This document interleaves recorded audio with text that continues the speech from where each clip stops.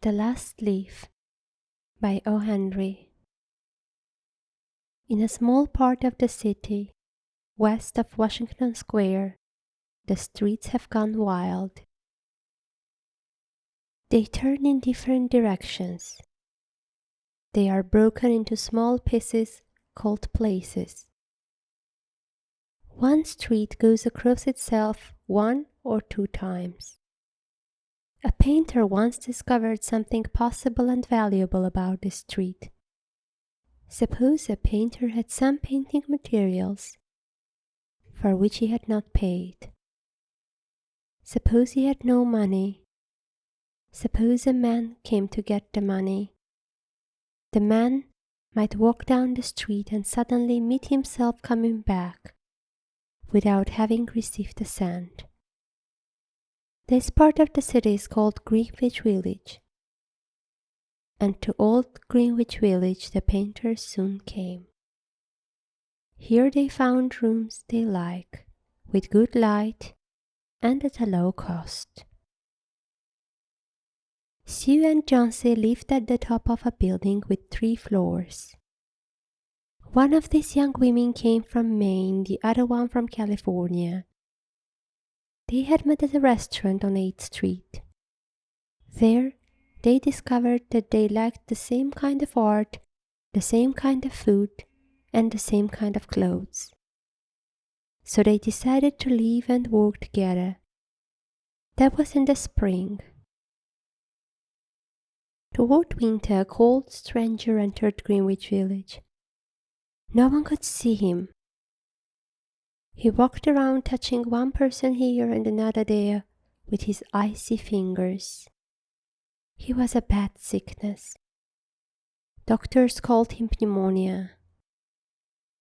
On the east side of the city he hurried, touching many people.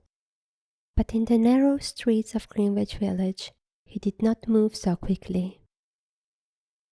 Mr. Pneumonia was not a nice old gentleman. A nice old gentleman would not hurt a weak little woman from California. But Mr. Pneumonia touched Jonesy with his cold fingers. She lay on her bed almost without moving, and she looked through the window at the wall of the house next to hers. One morning the busy doctor spoke to Sue alone in the hall, where Jonesy could not hear. "She has a very small chance," he said. "She has a chance, if she wants to leave. If people don't want to leave, I can't do much for them. Your little lady has decided that she is not going to get well. Is there something that is troubling her?" "She always wanted to go to Italy and paint a picture of the Bay of Naples," said Sue. "Paint? Not paint. Is there anything worth being troubled about? A man?" "A man," said Sue. "Is a man worth?" "No, doctor, there is not a man." "It is weakness," said the doctor. "I will do all I know how to do. But when a sick person begins to feel that he is going to die, half of my work is useless. Talk to her about the new winter clothes. If she were interested in the future, her chances would be better." After the doctor had gone, Sue went into the workroom to cry. Then she walked into Jonesy's room. She carried some of her painting materials, and she was singing. Jonesy lay there, very thin and very quiet. Her face was turned toward the window. Sue stopped singing, thinking that Jonesy was asleep. Sue began to work. As she worked, she heard the low sound again and again. She went quickly to the bedside. Jonesy's eyes were open wide. She was looking out the window and counting back. 12, she said, and a little later 11, and then 10, and 9, and then 8 and 7 almost together. Sue looked out the window. What was there to count? There was only the side of the wall of the next house, a short distance away. The wall had no window. An old, old tree grew against the wall. The cold breath of winter had already touched it. Almost all its leaves had fallen from its dark branches. "What is it, dear?" asked Sue. "6," said Jonesy in a voice still lower. "They are falling faster now. 3 days ago there were almost 100. It hurt my head to count them, but now it's easy. There goes another one. There are only 5 now." "5 what, dear?" "Tell your Sue." "Leaves. On the tree. When the last one falls I must go too. I've known that for 3 days. Didn't the doctor tell you?" "Oh, I never heard of such a thing," said Sue. "It doesn't have any sense in it. What does an old tree have to do with you? Or with your getting well? And you used to love that tree so much. Don't be a little fool. The doctor told me your chances for getting well. He told me this morning. He said you had very good chances. Try to eat a little now, and then I'll go back to work. And then I can sell my picture, and then I can buy something more for you to eat to make you strong." "You don't have to buy anything for me," said Jonesy. She still looked out the window. "There goes another. No, I don't want anything to eat. Now there are 4.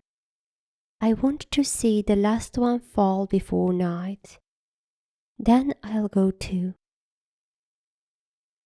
"Jonesy dear," said Sue, "will you promise me to close your eyes and keep them closed? Will you promise not to look out the window until I finish working? I must have this picture ready tomorrow. I need the light. I can't cover the window." "Couldn't you work in the other room?" asked Jonesy coldly. "I'd rather be here by you," said Sue. "And I don't want you to look at those leaves." "Tell me as soon as you have finished," said Jonesy. She closed her eyes and lay white and still. "Because I want to see the last leaf fall. I have done enough waiting. I have done enough thinking. I want to go sailing down, down like one of those leaves." "Try to sleep," said Sue. "I must call Berman to come up here. I want to paint a man in this picture, and I'll make him look like Berman. I won't be gone a minute. Don't try to move till I come back." Old Berman was a painter who lived on the first floor of their house. He was past 60. He had had no success as a painter. For 40 years he had painted without ever painting a good picture. He had always talked of painting a great picture, a masterpiece, but he had never yet started it. He got a little money by letting others paint pictures of him. He drank too much. He still talked of his great masterpiece, and he believed that it was his special duty to do everything possible to help Sue and Jonesy. Sue found him in his dark room, and she knew that he had been drinking. She could smell it. She told him about Jonesy and the leaves on the vine. She said that she was afraid that Jonesy would indeed sail down, down like the leaf. Her hold on the world was growing weaker. Old Berman shouted his anger over such an idea. "What?" he cried. "Are there such fools? Do people die because leaves drop off a tree?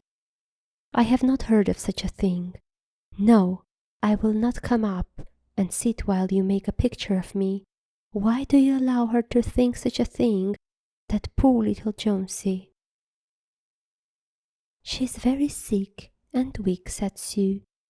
"The sickness had put these strange ideas into her mind, Mr. Berman. If you won't come, you won't.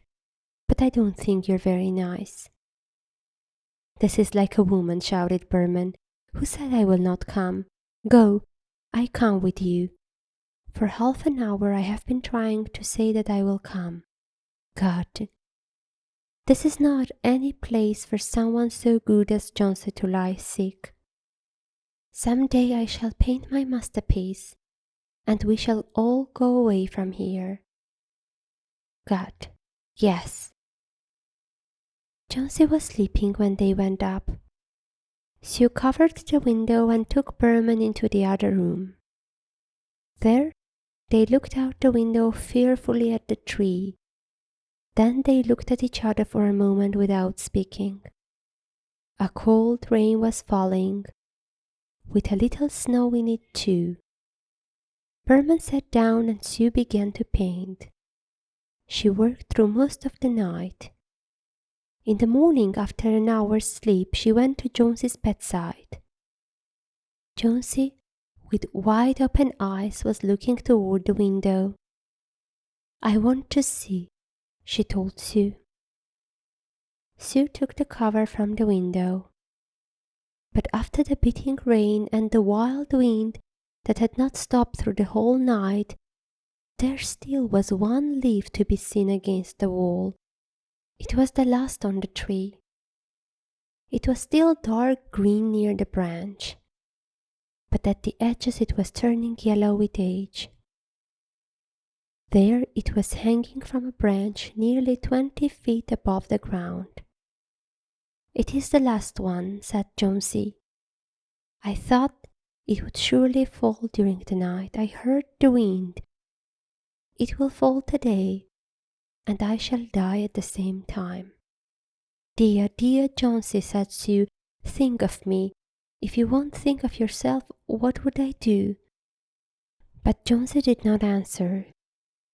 The most lonely thing in the world is a soul when it is preparing to go on its far journey. The ties that held her to friendship and to earth were breaking one by one. The day slowly passed. As it grew dark, they could see the leaf hanging from its branch against the wall. And then, as the night came, the north wind began again to blow. The rain still beat against the windows. When it was light enough the next morning, Jonesy again commanded that she be allowed to see. The leaf was still there. Jonesy lay for a long time looking at it, and then she called to Sue, who was cooking something for her to eat. "I have been a bad girl, Sue," said Jonesy. "Something has made that the last leaf stay there to show me how bad I was. It is wrong to want to die. I'll try to eat now. But first, bring me a looking glass so that I can see myself, and then I'll sit up and watch you cook." An hour later she said, "Sue, some day I hope to paint the Bay of Naples." The doctor came in the afternoon. Sue followed him into the hall outside Johnson's room to talk to him. "The chances are good," said the doctor. He took Sue's thin, shaking hand in his. "Give her good care and she'll get well. And now I must see another sick person in this house. His name is Berman, a painter, I believe. Pneumonia too. Mike is an old, weak man, and he is very ill. There is no hope for him. But we take him to the hospital today. We'll make it as easy for him as we can." The next day the doctor said to Sue, "She's safe. You have done it. Food and care now, that's all." And that afternoon Sue came to the bed where Jonesy lay. She put one arm around her. "I have something to tell you," she said. "Mr. Berman died of pneumonia today in the hospital. He was ill only 2 days. Someone found him on the morning of the first day in his room. He was helpless with pain. His shoes and his clothes were wet and as cold as ice. Everyone wondered where he had been. The night had been so cold and wild. And then they found some things. There was a light that he had taken outside, And there were his materials for painting. There was paint, green paint and yellow paint, and look out the window, dear, at the last leaf on the wall. Didn't you wonder why it never moved when the wind was blowing? Oh, my dear, it is Berman's great masterpiece. He painted it there, the night that the last leaf fell.